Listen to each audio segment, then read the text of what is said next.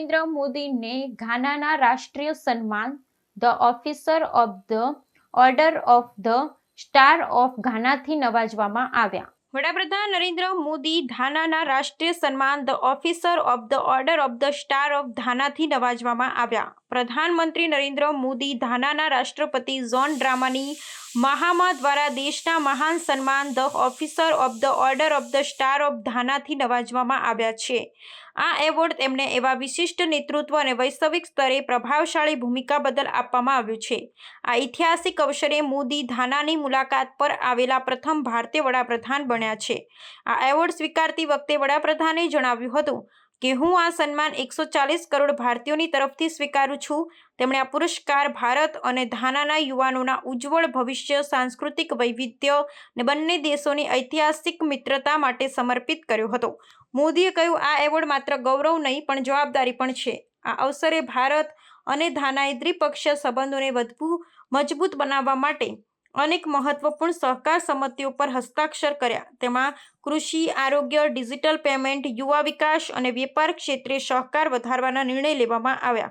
ખાસ કરીને ઘાનામાં ભારતીય skill development centre, Jan Aushadhi કેન્દ્ર અને ભારતના યુપીઆઈ પેમેન્ટ પ્લેટફોર્મના અમલની જાહેરાત કરાઈ. મોદીજીના આ સન્માનથી ભારત-ઘાના સંબંધો વધુ ગાઢ બન્યા છે અને બંને દેશો વચ્ચે વિશ્વાસ અને સહકારનો નવો અધ્યાય શરૂ થયો છે.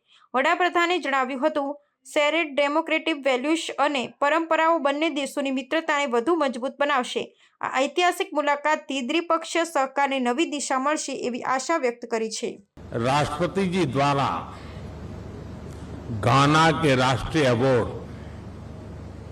The officer of the order of the star of घाना से सम्मानित किया जाना मेरे लिए अत्यंत गर्व और सम्मान की बात है. मैं राष्ट्रपति महामा जी, घाना सरकार और घाना के लोगों का हृदय से आभार प्रकट करता हूं. मैं इस सम्मान को 140 करोड़ भारतीयों की ओर से विनम्रता के साथ स्वीकार करता हूं.